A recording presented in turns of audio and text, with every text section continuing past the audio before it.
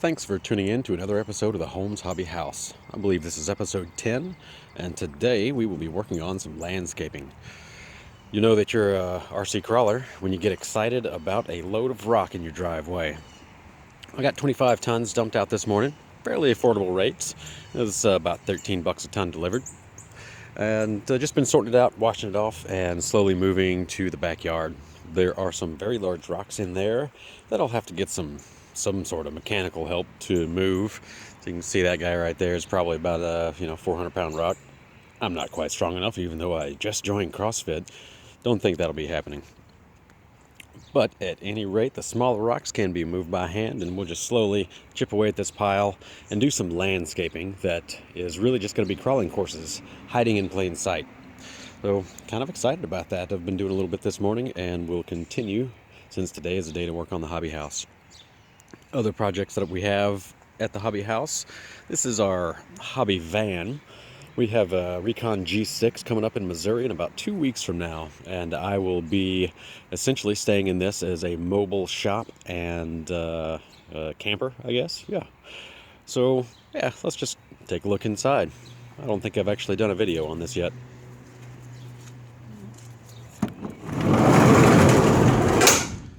Nice big seat. Very comfy for long distances. This one, not so much. And we have this nice, whatever you would call it, the stuff on top. The ceiling is translucent to light, which makes it kind of nice during the day. So the plans for this vehicle is to build a folding platform down here that will come out. It'll be about half width when it's folded down, and it will store a twin size mattress for me. When it's not in use and it's folded up on the wall, there will still be a skinnier platform so that we can throw up sheets of drywall, 2x4s, any construction stuff, and strap it down.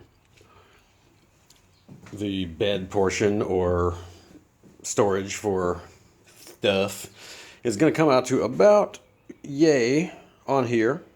And I would like to keep the storage and also have a workbench. So the plan is to build a svelte, a fairly light workbench. Originally I was planning aluminum, but since there's really not going to be much built into here, I am going to make it out of wood just for ease of construction and pretty much that. So we'll have ourselves a little wraparound L-shaped bench. Probably going to keep this storage on the wall here. And that'll pretty much be that. Not a whole lot of work to be done. Just a couple items to fabricate. There is a few leaks up in the corners. You can see some light coming in up on the roof. So I'll fix those. Fix those with some Flex Seal or something like that. But otherwise, this thing was pretty sweet for the price. Pretty low mileage, 77,000 miles right now. Just made a trip to St. Louis and back without a hitch. Runs strong, pulls all the hills because it's fairly lightweight, aluminum body construction. Be a nice little mobile shop. And you can see the shop truck, the Holmes Hobbies truck, a 95 Toyota pickup. Has the V6 in it, automatic, extended cab, all the features that were very hard to find. Four-wheel drive in Missouri, very hard to find this particular one. Took me a couple years actually to locate one with that mix of features, something that my wife could drive if she needed to as well. But as you can see, the front yard gets kind of mushy when it rains, and come to find out there's a very high water table in this yard, and there's so little rise or run, whichever you would call it. The slope is so little that it just barely drains out of the yard. You can kind of see going towards the street there that it's seeping out of the yard. But I was actually considering doing a Missouri wildlife planter in here. If I raise up the yard just a little bit on this edge, it'll essentially become a marsh in this portion, and we'll do some cattails. Of course, there'll be rocks around this planter bed. Some tall grasses, some Missouri native grasses, so that we don't have to cut them, of course. That way the homeowners association can't say anything. But to give you an idea of how wet this yard stays, if we look at this tree right here, it is a sycamore. And sycamores are typically found only in the river bottoms around here. But it's in the middle of town, in the middle of a grassy yard. And it's doing rather well, honestly. And it produces lots of canopy, very large leaves. And so the health of it is pretty good, considering that it's hollow. They're, they typically they typically do get hollow, even the ones out of the river that are healthy. Just kind of a trait of the tree, I guess. So that's our front yard. Let's go take a look in the backyard. Continuing from the backyard, you can see our drive-through on the side of the house and just how wet it is. The plan is to essentially make this a dry creek bed look, and it will help with the drainage some, help keep it from getting too soupy in the yard, and just look better, hopefully. Look better than just a wet old soppy yard.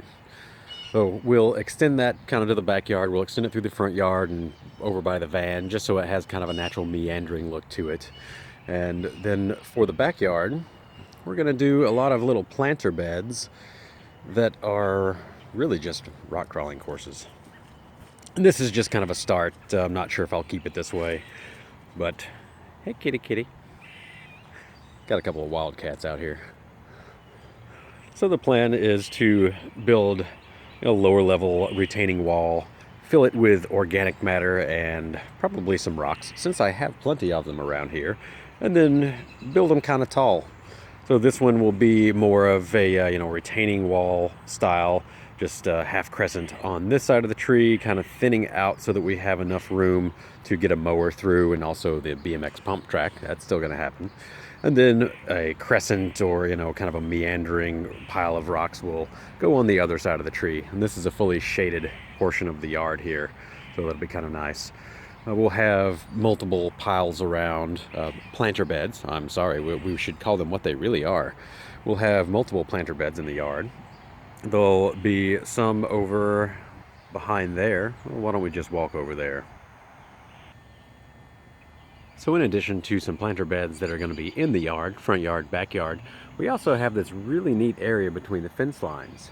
And what we're going to do is create ourselves a little path, a little crawling area along this fence line. I'll probably take out a decent chunk of, I already have obviously, but I'll take out even more of the plant that's on this fence row and replace it with some rock, some retaining wall, some planter beds, as the Homeowners Association would certainly like them to be called. But kind of a little secluded area back here that's not quite as wet as the front yard. There's not a whole lot of drainage that comes through here. But that's the plan, and kind of looking forward to a little change of pace, and I feel like the hobby house is going to start hitting stride here. Getting some crawling courses, planter beds, gotta remember, the planter beds. Getting some crawling courses made, and the interior is pretty much ready to use. And since the weather is nice, we're going to be doing a lot more updates over here in the backyard and do some crawling. Can't wait. So I appreciate you tuning in today.